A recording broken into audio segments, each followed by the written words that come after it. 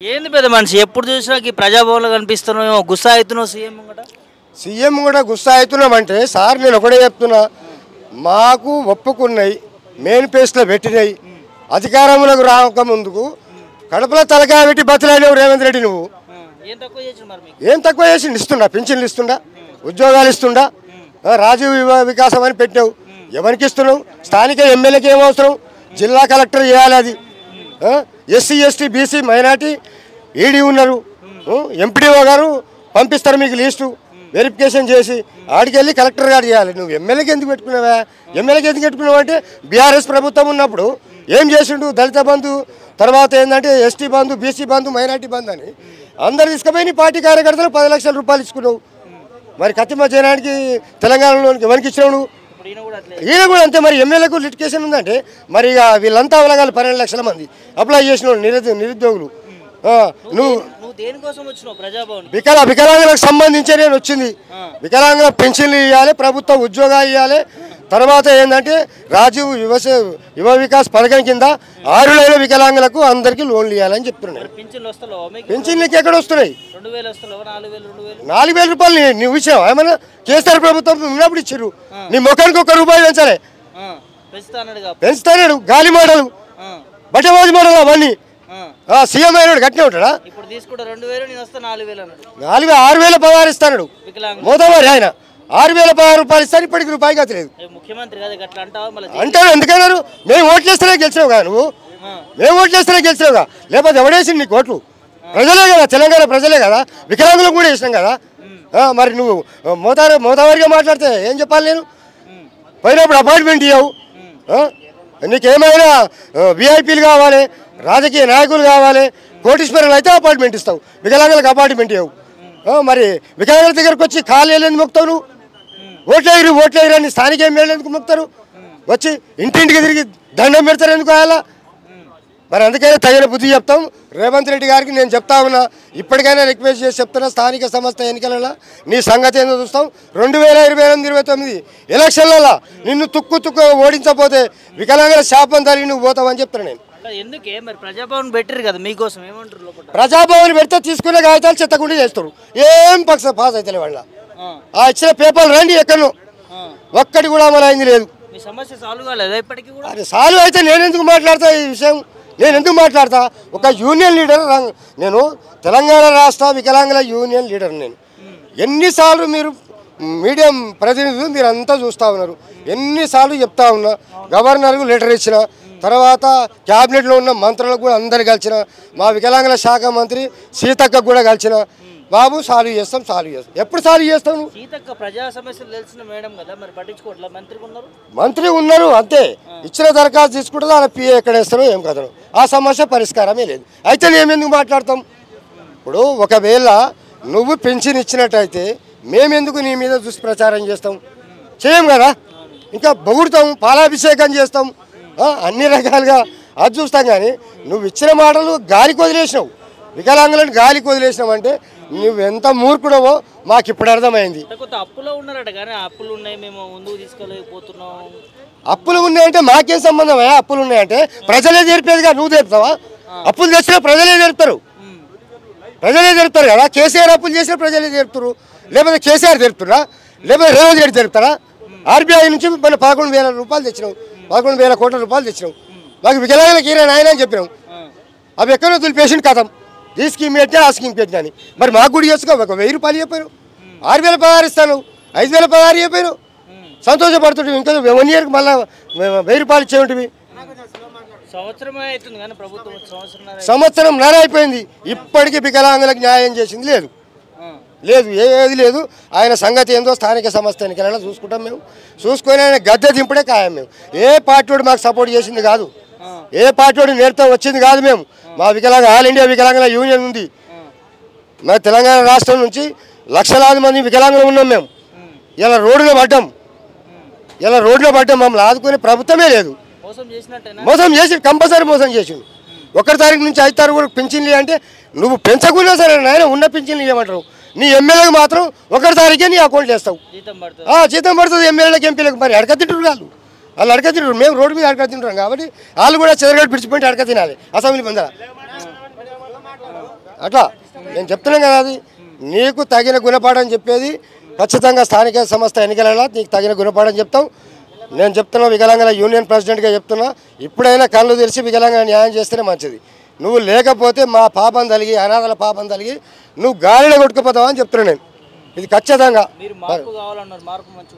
మార్పు ఏం మంచిగా లేదు మాకైతే ఇప్పటికీ. వికలాంగులకైతే లేదు, ప్రతిమలకు ఎవరికి ఉందా కానీ వికలాంగులకైతే ఏం న్యాయం చేసింది లేదు. మాకు ఎలాంటి మార్పు కాలే. ప్రజాభవన్లో ఇచ్చిన దరఖాస్తులు తీసుకుంటారు, వస్తుందా అని చెప్తారు అంతే. అలాంటిది 100,000 ఇచ్చిన మీరు కూడా మీడియా మిత్రులు కూడా చూస్తూనేవారు. వచ్చినప్పుడల్లా మొత్తుకుంటూనే ఉన్నా, రాజ్భవన్ ముందర కూర్చున్నా, అసెంబ్లీ ముందర కూర్చున్నా. ఏదే పరిష్కారం? ప్రజాప్రభుత్వం అంటే మాకు ఎక్కడ ఉంది ప్రజాప్రభుత్వము? మాకేమి ఇచ్చింది ప్రజాప్రభుత్వం? చెప్పు నువ్వు. ప్రజాప్రభుత్వం అని చెప్పుకునేదే నీది తప్ప, కానీ మాకు వచ్చింది ఏముంది, ఇచ్చింది ఏముంది? నువ్వు ఏం లేదు. 6 గ్యారెంటీ లేవు, 7 గ్యారెంటీ లేవు. మాకల్లా ఎలాంటి ఆర్థిక సాయం అందింది లేదు. ప్రభుత్వ భూములు ఉన్నాయి, అసైన్మెంట్ భూములు ఉన్నాయి. దానికి ఏం చెప్పినావా నువ్వు? ఏం చెప్పినావు? నీకు రాగానే పోడు భూములు పట్టాలిస్తా, అసైన్మెంట్ భూమి పట్టాలిస్తా. అదే ఉన్నోనికే ఇస్తున్నావు నువ్వు.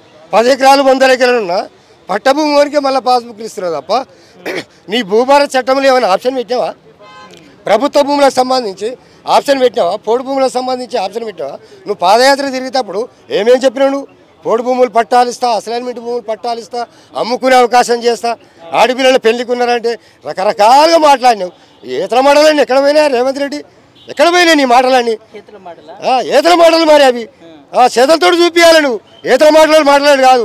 మేము కూడా రాజకీయ నాయకులమే, నీకంటే అయ్యా చేసినాం మేము. రాష్ట్ర వ్యాప్తంగా మాకు కూడా తెలుసు, అన్ని పార్టీలలో పనిచేసిన వాళ్ళమే, మాకు అంతా గుర్తు. నీ సంగతి ఏంటో కూడా గుర్తు. మెట్ల కింద పడినది మాకు. ఏం సంగతి? టీడీపీ గవర్నమెంట్ ఉన్నప్పుడు చంద్రబాబు దగ్గర గులాంగిరి వాడు పండుకున్నావు నువ్వు టీడీపీ కార్యాలయంలో. మాకు తెలియదా? అన్నా నాకు ఎమ్మెల్యే సిటీ అని మాకు తెలియదా? అదంతా అరే ఎప్పుడు రేవంత్ రెడ్డి అంది ఎప్పుడు ఒక దగ్గరనే ఉన్నాం మేము. అప్పుడు టీడీపీ గవర్నమెంట్ ఉన్నప్పుడు 20 ఏళ్ళు ఉన్నాం మేము టీడీపీలో. ఈ సంగతి మాకు తెలియదా?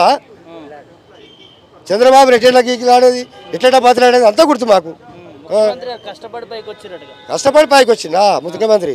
కష్టపడి పైకి వస్తే మరి కష్టపడి పైకి వచ్చిండే మాకు తెలియదు. కానీ కార్యకర్తగా పని చేసుకుంటూ కష్టపడి పని చేయొచ్చు, మరి ప్రజల కోసం పని చేయవు. ప్రజల కోసం ఎందుకు పని చేస్తలేవు? ప్రజల కోసం అయితే పని చేయాలి కదా. నువ్వు ఎందుకు పని చేస్తలేవు ప్రజల కోసం? పని చేస్తే మేము ఇంత దాకా ఎందుకు వస్తాం సార్ చెప్పండి మీరు? మేము ఇంత దాకా రావాల్సిన అవసరం మాకేముంది? ఏంటిది ప్రతిపక్షాలు? నాకు అవసరమే లేదు, ప్రతిపక్షాలతో పనే లేదు నాకు. మా వికలాంగుల హక్కులు కొట్టడానికి యూనియన్ లీడర్గా ఉన్నాం మేము.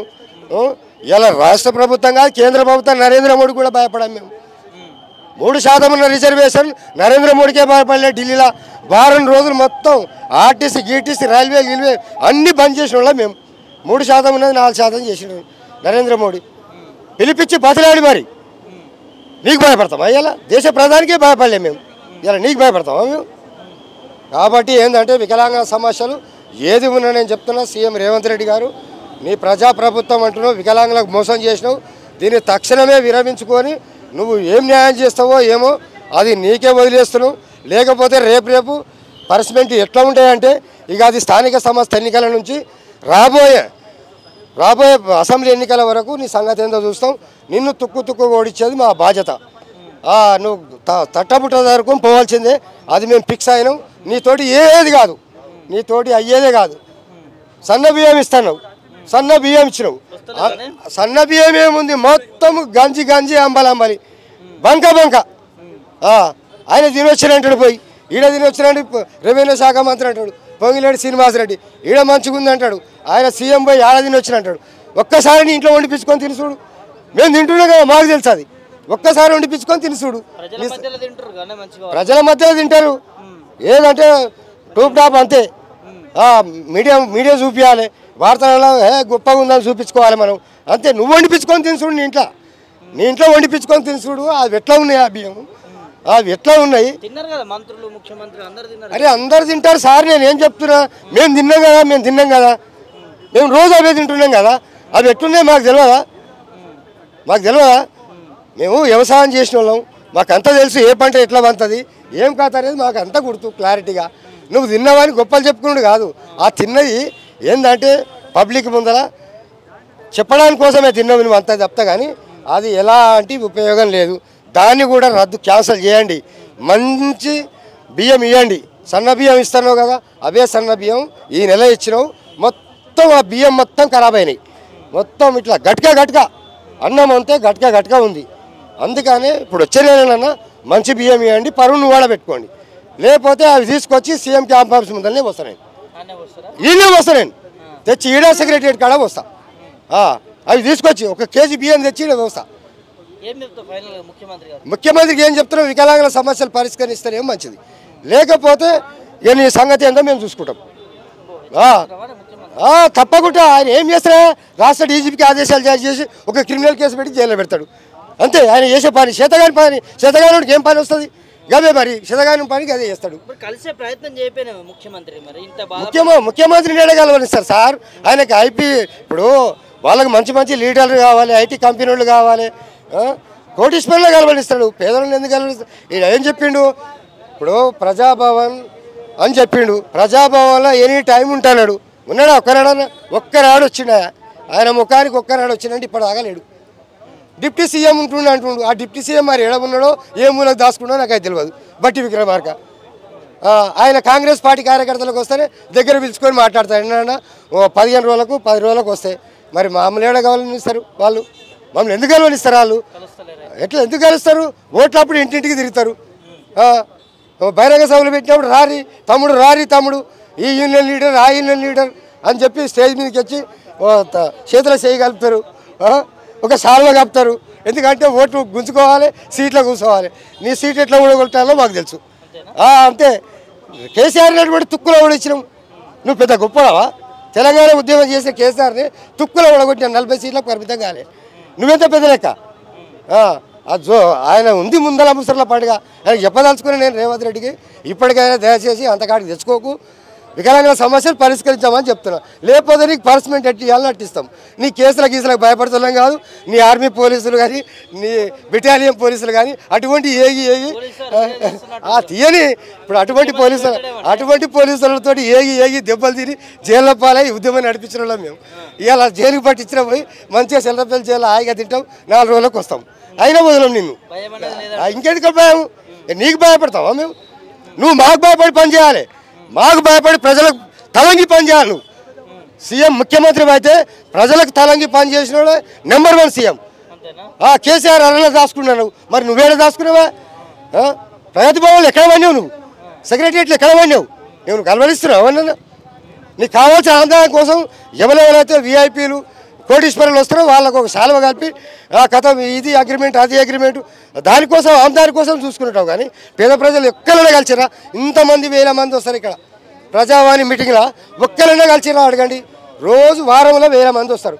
ఎవరినైనా కలిసినా నీ ముఖానికి కలిసినవా? నువ్వు రేవంత్ రెడ్డి నేను స్పష్టంగా చెప్తున్నా, నీ ముఖానికి ఎవరికైనా కలిసినవా చెప్పు. నీ మంత్రులు, నీ ఎమ్మెల్యేలు, నీ పరిపాలన నువ్వే. పేద ప్రజలకు ఇంకేం చేస్తావే? నువ్వు ఏం చేస్తావు? గాలిలో కొట్టుకపోతే అనుకుంది, గాలిలో కొట్టుకపోతారు తప్పకుండా. గాలి దుమారం వస్తుంది, అలా సైతాన్ లెక్క మేము ఉంటాం. నిన్నెక్కడ నువ్వు కాళ్ళ అక్కడ నొక్కుతాం.